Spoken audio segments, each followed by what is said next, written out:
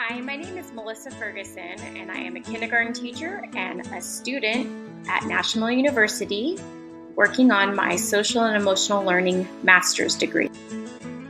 This is a picture of me in my classroom, which is one of my favorite places to be in the entire world. It's a place where I get to go and learn from my students and also teach them as well.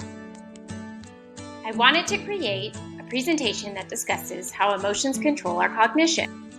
Research psychologist Mark Brackett says that emotions are the drivers of our attentional capacity. He says that feelings shift how we see the world and they influence our decision making. Mark Brackett also says that research has shown that our emotions matter. They affect our ability to learn, make decisions, establish relationships, and affect our mental and physical health. If emotions affect our mental and physical health and shift how we see the world, how does this impact a student and a teacher? And how does this affect schools across the nation? One national survey found that among 148,000 middle and high school students, well under half of them felt that they had developed social competencies such as empathy, decision-making, and conflict resolution skills. Other research has found as many as 60% of students become chronically disengaged from school, and 30% of high school students engage in multiple high-risk behaviors such as substance abuse, attempted suicide, and sexual activity. It is because of all of the research that has been done that teachers like myself need to take the time to understand how the brain works in accordance with emotions.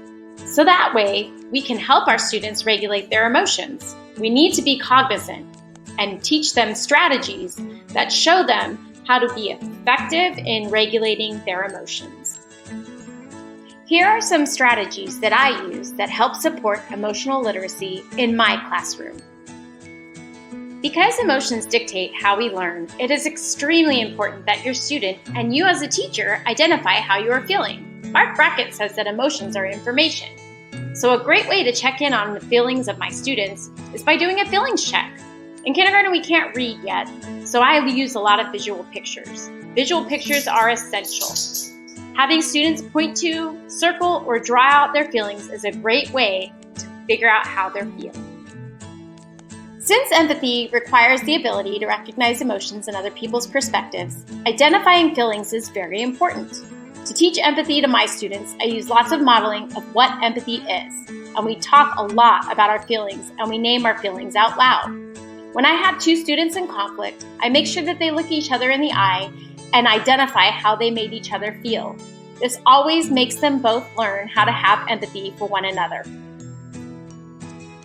Young children have a hard time with self-regulation because it is the brain's ability to recognize your behavior, emotion, or thoughts and then deal with them in a healthy way.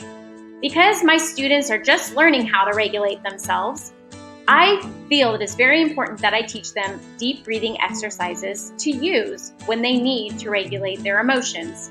I call it the smelling the roses and blowing out the candle strategy. It's basically just taking in a deep breath and blowing it out.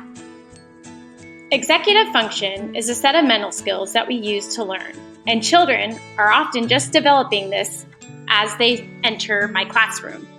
What I do to help students develop executive function is I always make sure to post the class rules and go over them with them every single day so they know their expectations. And I also post pictures of what our schedule of the day looks like. This way they always know what to expect and what will be happening throughout the day. Now that I know the effect emotions have on learning, I definitely want to make sure I am constantly aware of the way my students are feeling. Smiling and happiness can be infectious, so I'm always making sure to smile as much as I can when I'm teaching. It's something that I make a mental note of and do often, especially now that I'm doing distance learning. I use modeling constantly, model how to talk to people, how to treat people, and how to be a successful student. One final thing to note is what Mark Brackett says about emotionally literate students and emotionally literate classrooms. Emotionally literate students have a higher quality relationship with people, they are less anxious and depressed, and they are better performers in school. An emotionally literate classroom has greater academic performance, higher levels of engagement, strong sense of community, and fewer behavior problems, which all teachers love. In order to have emotionally literate students in an emotionally literate classroom, I need to make sure that I help my students identify emotions, practice empathy skills, create strategies for self-regulation of emotions and feelings, develop executive function, and focus on their emotions and their learning. Being a teacher is something that I dreamt of since I was a little girl, so it's a job that I take very seriously. I care very much about my students, and I make sure to let them know every single day how much they mean to me.